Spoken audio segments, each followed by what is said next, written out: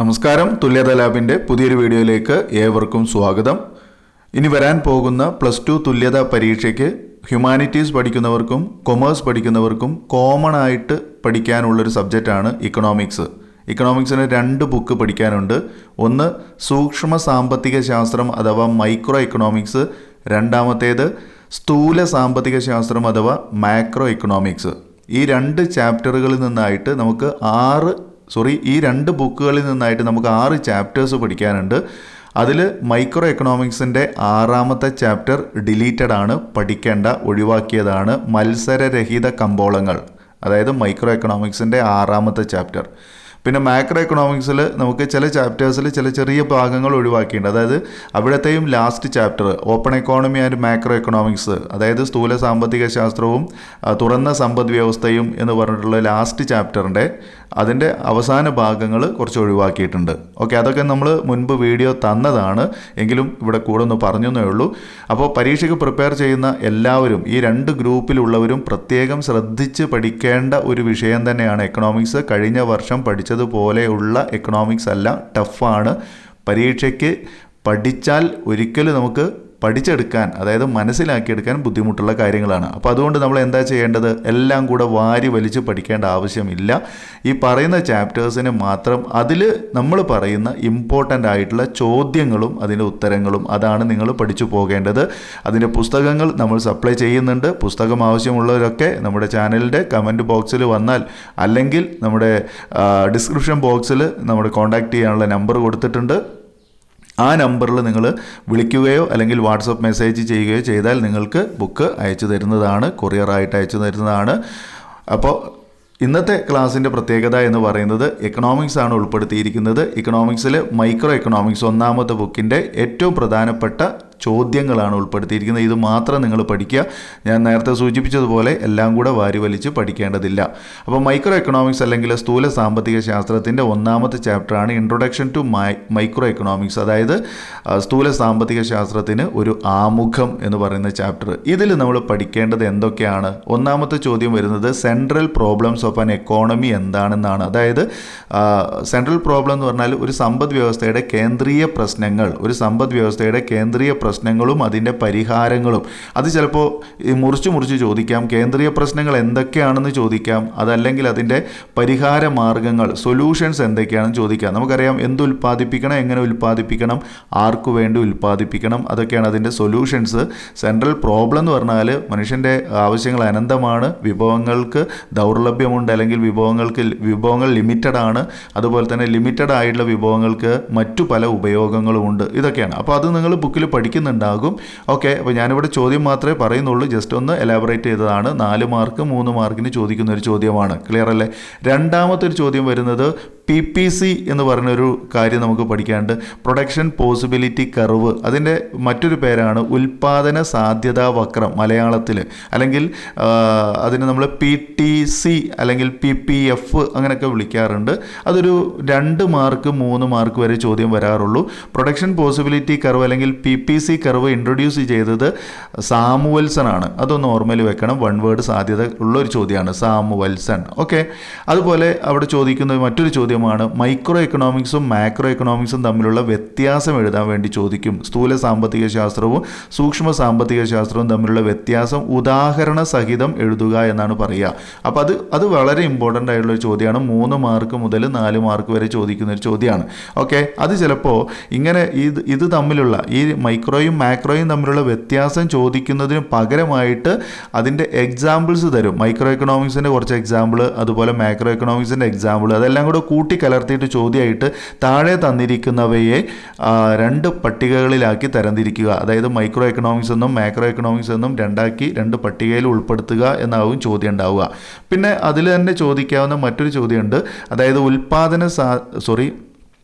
ഉൽപാദന ഘടകങ്ങളും അതിൻ്റെ പ്രതിഫലവും. ഈ ഉൽപാദന ഘടകങ്ങൾ എന്ന് പറഞ്ഞാൽ ഭൂമി, തൊഴിലാളി, മൂലധനം, സംഘാടനം. അതിൻ്റെ പ്രതിഫലമാണ് പാട്ടം, കൂലി, പലിശ, ലാഭം. അപ്പോൾ അതിനെയും പട്ടികപ്പെടുത്താൻ വേണ്ടി ചോദിക്കാറുണ്ട്. പിന്നെ ഫസ്റ്റ് ചാപ്റ്ററിൽ വൺ വേർഡിൽ ഏറ്റവും ഇമ്പോർട്ടൻ്റ് ആയിട്ടുള്ളതാണ് ആഡം സ്മിത്ത് ആരാണെന്നുള്ളത് പഠിക്കണം. ആഡം സ്മിത്ത് ആധുനിക സാമ്പത്തിക ശാസ്ത്രത്തിൻ്റെ പിതാവാണ്, അല്ലെങ്കിൽ സാമ്പത്തിക ശാസ്ത്രത്തിൻ്റെ പിതാവ് എന്നും വിളിക്കും. ഓക്കെ, അദ്ദേഹം എഴുതിയ പുസ്തകത്തിൻ്റെ പേര് വെൽത്ത് ഓഫ് നാഷൻ, അല്ലെങ്കിൽ രാഷ്ട്രങ്ങളുടെ സമ്പത്ത് എന്നതാണ്. 1776 പബ്ലിഷ് ചെയ്തിട്ടുള്ളത്. ആ കാര്യങ്ങളൊക്കെ ഇമ്പോർട്ടൻ്റ് ആണ്. ഇനി രണ്ടാമത്തെ ചാപ്റ്ററാണ് theory of the consumer behaviour, അതായത് ഉപഭോക്താവിൻ്റെ പെരുമാറ്റ സിദ്ധാന്തം.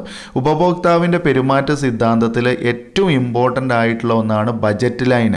ബജറ്റ് ലൈൻ എന്താണ്? ബജറ്റ് ലൈൻ്റെ ഹൊറിസോണ്ടൽ ഇൻ്റർസെപ്റ്റ്, വെർട്ടിക്കൽ ഇൻ്റർസെപ്റ്റ്, അതിൻ്റെ സ്ലോപ്പ്, അതുപോലെ ബജറ്റ് ലൈൻ്റെ ആ കർവ്, ഇതൊക്കെ ഒന്ന്, അതിൻ്റെ ഇക്വേഷൻസ്, അതൊക്കെ ഒന്ന് നോക്കി പോകുന്നത് നല്ലതാണ്. പഴയ കാലത്ത് എസ് എ ചോദിച്ചതാണ്, പക്ഷേ ഇപ്രാവശ്യം അത് എസ് എക്ക് സാധ്യത ഇല്ലെങ്കിലും 5 മാർക്ക് വരെയൊക്കെ ചോദ്യം വരുന്നുണ്ട്. ബജറ്റ് ലൈൻ എന്താണെന്ന് പഠിക്കണം, അതിൻ്റെ ചിത്രം പഠിക്കണം, അതുപോലെ അതിൻ്റെ സമവാക്യം P1x1 + P2x2 = M എന്നുള്ളത് നമുക്കറിയാം. അതുപോലെ ഹൊറിസോണ്ടൽ ഇൻ്റർസെപ്റ്റ് M/P1 ആണ്. അതുപോലെ തന്നെ വെർട്ടിക്കൽ ഇൻ്റർസെപ്റ്റ് M/P2 ആണ്. പിന്നെ സ്ലോപ്പ് എന്ന് പറയുന്നത് -P1/P2 ആണ്. അതൊക്കെ ഒന്ന് പഠിച്ചു വെക്കുക. ഓക്കെ, പിന്നെ അതുപോലെ തന്നെ അതിൽ ചോദിക്കുന്ന വളരെ ഇമ്പോർട്ടൻ്റ് ആയിട്ടുള്ള മറ്റൊരു ചോദ്യം ഇൻഡിഫറൻസ് കർവാണ്. ഉദാസീനതാ വക്രം അല്ലെങ്കിൽ നിസ്സംഗതാ വക്രം. ഓക്കെ, എന്താണ് നിസ്സംഗതാ വക്രം എന്ന് ചോദിക്കാം. അതിൻ്റെ മറ്റൊരു മലയാളം ഉദാസീനതാ വക്രമാണ്. അതിൻ്റെ പ്രോപ്പർട്ടീസ്, അതായത് അതിൻ്റെ പ്രത്യേകതകൾ അല്ലെങ്കിൽ സവിശേഷതകൾ പഠിക്കണം. പിന്നെ ഉദാസീനതാ വക്രമുണ്ട്, അതുപോലെ തന്നെ ഉദാസീനതാ മാപ്പ് ഉണ്ട്, അതായത് IC മാപ്പ് എന്ന് പറയും. ഓക്കെ, ആ 3 കാര്യങ്ങൾ വളരെ ഇമ്പോർട്ടൻ്റ് ആണ്. പിന്നെ കൺസ്യൂമേഴ്സ് ഇക്വിലിബ്രിയം, മറ്റൊരു ചോദ്യം വെരി ഇമ്പോർട്ടൻ്റ് ആണ്. കൺസ്യൂമേഴ്സ് ഇക്വിലിബ്രിയം, ഉപഭോക്താവിൻ്റെ അനുകൂലതമ സിദ്ധാന്തം എന്നാണ് മലയാളം. ഓക്കെ, ഉപഭോക്താവിൻ്റെ അനുകൂലതമ സിദ്ധാന്തം അല്ലെങ്കിൽ ഉപഭോക്താവിൻ്റെ സന്തുലിതാവസ്ഥ എക്സ്പ്ലെയിൻ ചെയ്യാൻ വേണ്ടി പറയും. ഈ വർഷം ഞാൻ ഈ 2 കാര്യങ്ങളുടെ ഒരു എസ്സെ ചോദിക്കാൻ സാധ്യത ഉണ്ടെന്നാണ് നിങ്ങളോട് പറയുന്നത്. അതായത് ഇൻഡിഫറൻസ് കർവും അതുപോലെ തന്നെ കൺസ്യൂമേഴ്സ് ഇക്വിലിബ്രിയം കൂടെ കണക്ട് ചെയ്തുകൊണ്ട് ചിലപ്പോൾ എസ്സേക്ക് സാധ്യത കാണുന്നുണ്ട്. അത് കൃത്യമായിട്ട് പഠിച്ചു പോയിക്കോ. ഓക്കെ, അതുപോലെ മറ്റൊരു ചോദ്യം വരുന്നത് ഈ ഡിറ്റർമിനൻസ് ഓഫ് ഡിമാൻഡ് ആണ്. ഡിമാൻഡിനെ നിർണ്ണയിക്കുന്ന പ്രധാനപ്പെട്ട ഘടകങ്ങൾ ഏതൊക്കെയാണ്? അത് 4 മാർക്കിൻ്റെ ഒരു ചോദ്യമാണ്. അത് നമുക്കറിയാം, വസ്തുവിൻ്റെ വില, ഉപഭോക്താവിൻ്റെ വരുമാനം, ബന്ധപ്പെട്ട വസ്തുവിൻ്റെ വില, അഭിരുചിയും ശീലങ്ങളും, അങ്ങനെയുള്ള കുറച്ച് പോയിന്റുകൾ. അതിൻ്റെ ഉള്ളിൽ നിന്ന് വൺ വേർഡുകൾ ചോദിക്കാൻ സാധ്യതയുണ്ട്. ഓക്കെ, ഓരോ വസ്തുവിൻ്റെയും ഡിമാൻഡ് എങ്ങനെ ഇരിക്കുന്നു എന്നുള്ള ചോദ്യങ്ങളൊക്കെ വരാം. അപ്പോൾ ഡിറ്റർമിനൻസ് ഓഫ് ഡിമാൻഡ് അല്ലെങ്കിൽ അതിൻ്റെ മലയാളം എന്താണ്? അതായത് ഡിമാൻഡിനെ നിർണ്ണയിക്കുന്ന ഘടകങ്ങളാണ്. പിന്നെ നമുക്ക് പഠിക്കേണ്ടത് ഈ ഇലാസ്റ്റിസിറ്റി ഓഫ് ഡിമാൻഡിൻ്റെ അല്ലെങ്കിൽ വില ഇലാസ്തിക ചോദനത്തിൻ്റെ ഡിമാൻഡിൻ്റെ ഡിഗ്രികൾ, അതായത് എന്താ പറയുക, പെർഫെക്റ്റ്ലി ഇലാസ്റ്റിക് ഡിമാൻഡ്, പരിപൂർണ്ണ ഇലാസ്തിക ചോദനം, പരിപൂർണ്ണ ഇലാസ്തികമല്ലാത്ത ചോദനം, ഇലാസ്തിക ചോദനം, പിന്നെ ഇലാസ്തികമല്ലാത്ത ചോദനം, സമമായ ഇലാസ്തിക ചോദനം, ഇങ്ങനെ 5 പോയിന്റ് വെച്ചിട്ട് നമ്മൾ degrees of price elasticity of demand പഠിക്കുന്നുണ്ട്. അത് കൃത്യമായിട്ട് നിങ്ങൾ പഠിക്കണം. അതുപോലെ measurement of price elasticity of demand ഉണ്ട്. ആ മെഷർമെൻറ്റ് ഓഫ് പ്രൈസ് ഇലാസ്റ്റിസിറ്റി ഡിമാൻഡിൽ പെർസെൻറ്റേജ് മെത്തേഡ് അനുസരിച്ച് ΔQ / ΔP × P/Q എന്ന് പറയുന്ന ഒരു സമവാക്യം വെച്ചുകൊണ്ട് കാൽക്കുലേഷൻ ചെയ്യാനുണ്ടാകും. അത് സാധാരണ ഇപ്പോൾ ചോദ്യം വന്നുകൊണ്ടിരിക്കുന്നുണ്ട്. അടുത്ത പരീക്ഷകളിലൊക്കെ ആയിട്ട് സ്ഥിരമായിട്ട് ചോദിക്കുന്ന ഒരു ചോദ്യമാണ് ആ കാൽക്കുലേഷൻ. ഓക്കെ, അത്രയും കാര്യങ്ങൾ ആ രണ്ടാമത്തെ ചാപ്റ്ററിൽ പഠിക്കുക. ഇനി മൂന്നാമത്തെ ചാപ്റ്റർ പ്രൊഡക്ഷൻ ആൻഡ് കോസ്റ്റ് ആണ്. പ്രൊഡക്ഷൻ ആൻഡ് കോസ്റ്റിൽ അതും ഏറ്റവും ഇമ്പോർട്ടൻ്റ് ആയിട്ടുള്ള ചോദ്യങ്ങൾ വരുന്നൊരു ചാപ്റ്ററാണ്. അതിൽ ലോങ് റണ്ണും ഷോർട്ട് റണ്ണും പ്രൊഡക്ഷൻ പഠിക്കണം. അതായത് ദീർഘകാല ഉൽപ്പാദനം, ഹ്രസ്വകാല ഉൽപ്പാദനം, 2 മാർക്കിൻ്റെ ചോദ്യമാണ്. അത് 2 തമ്മിലുള്ള ഡിഫറൻസ് ആണ്. അതായത് ഹ്രസ്വകാല ഉൽപ്പാദനം, ദീർഘകാല ഉൽപ്പാദനം എന്താണെന്നുള്ളത് ചോദിക്കാം. അതുപോലെ law of diminishing marginal product theory അല്ലെങ്കിൽ law of variable proportion theory എന്ന് പറഞ്ഞാൽ വിഭേദക അനുപാത നിയമം എന്താണെന്ന് 5 മാർക്കിൻ്റെ ചോദ്യമാണ്. വിഭേദക അനുപാത നിയമം എന്താണെന്നുള്ളത് 5 മാർക്കിൻ്റെ വെരി ഇമ്പോർട്ടൻറ്റ് ക്വസ്റ്റ്യൻ ആണ്. പിന്നെ അതിൽ തന്നെ റിട്ടേൺസ് ടു സ്കെയിൽ പഠിക്കണം. തോതനുസരിച്ചുള്ള പ്രത്യായം എന്ന് പറയുന്ന ഒരു ടോപ്പിക് ഉണ്ട്.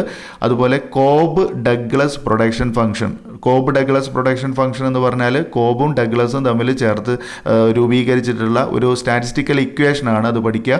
പിന്നെ കോസ്റ്റ് കാൽക്കുലേഷൻ, അതിൽ ആ ചാപ്റ്ററിൽ വരുന്നതാണ്. ഈ ചെലവുമായി ബന്ധപ്പെട്ട ഒരു കാൽക്കുലേഷൻ ഉണ്ട്. 3 കോളത്തിൽ ചോദ്യം തന്നിട്ട് ബാക്കി 5 കോളം കാൽക്കുലേറ്റ് ചെയ്യാൻ. അത് ഇപ്രാവശ്യം എസ് സാധ്യത കുറവാണ്. 5 മാർക്കിനോ 4 മാർക്കിനൊക്കെ ചോദ്യങ്ങൾ വരാം, 3 മാർക്ക് വരെയൊക്കെ ചോദ്യങ്ങൾ വരാൻ സാധ്യതയുണ്ട്. കോസ്റ്റ് കാൽക്കുലേഷൻ എന്തായാലും അത് മുഴുവനായിട്ടും പഠിച്ചോ. ഓക്കെ. പിന്നെ അതുപോലെ തന്നെ relationship between SAC and SMC അല്ലെങ്കിൽ AC ആൻഡ് MC, അതായത് ശരാശരി ചെലവും അതുപോലെ സീമാന്ത ചെലവും തമ്മിലുള്ള വ്യത്യാസം അല്ലെങ്കിൽ അതിൻ്റെ റിലേഷൻഷിപ്പ് ബന്ധം ചോദിക്കാം. വെരി ഇമ്പോർട്ടൻ്റ് ആണ്. ഓക്കെ, അത്രയും കാര്യങ്ങൾ ആ ചാപ്റ്ററിൽ നിന്ന് ഇമ്പോർട്ടൻ്റ് ആയിട്ട് പഠിക്കുക. പിന്നെ മറ്റൊന്ന് 4ാമത്തെ ചാപ്റ്ററാണ് theory of the firm under perfect competition, അതായത് പെർഫെക്റ്റ് കോമ്പറ്റീഷൻ പൂർണ്ണ മത്സര കമ്പോളത്തിൻ്റെ സിദ്ധാന്തം എന്ന് പറഞ്ഞിട്ട് 4ാമത്തെ ചാപ്റ്ററാണ്. അതിൽ നമ്മൾ പഠിക്കേണ്ടത് പെർഫെക്റ്റ് കോമ്പറ്റീഷൻ അല്ലെങ്കിൽ പൂർണ്ണ മത്സര കമ്പോളം എന്താണ്, അതിൻ്റെ ഫീച്ചേഴ്സ്, അതിൻ്റെ പ്രത്യേകതകൾ അല്ലെങ്കിൽ സവിശേഷതകൾ. ആ മാർക്കറ്റിൻ്റെ സവിശേഷത ഉറപ്പായിട്ടും ചോദിക്കുന്നുണ്ട്. 4 മാർക്കിനാണ്. പെർഫെക്റ്റ് കോമ്പറ്റീഷൻ മാർക്കറ്റിൻ്റെ ഫീച്ചേഴ്സ് ആണ്.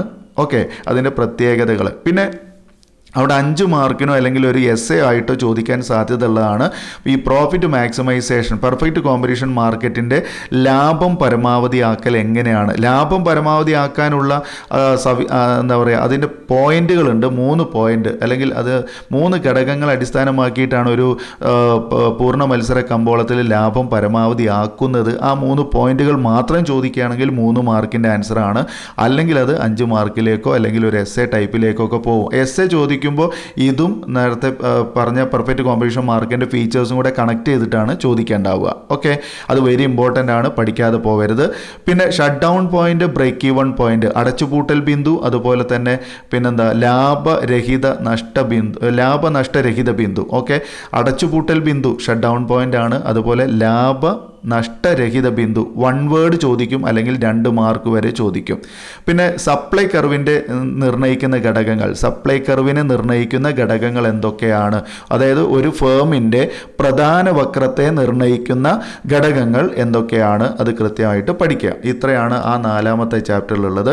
പിന്നെ 5ാമത്തെ ചാപ്റ്ററിലേക്ക് പോവുകയാണെങ്കിൽ അവിടെ നമുക്കറിയാം എക്സസ് ഡിമാൻഡും എക്സസ് സപ്ലൈയും വെരി ഇമ്പോർട്ടൻ്റ് ആണ്. എക്സസ് ഡിമാൻഡും എക്സസ് സപ്ലൈയും, അതായത് എക്സസ് ഡിമാൻഡ് എന്ന് പറഞ്ഞാൽ അധിക ചോദനം, അതുപോലെ തന്നെ എക്സസ് സപ്ലൈ എന്ന് പറഞ്ഞാൽ അധിക പ്രധാനം. അത് രണ്ടും ഡിഫറൻസ് ചോദിക്കും. 3 മാർക്ക് വരെ ചോദ്യം വരുന്നതാണ്.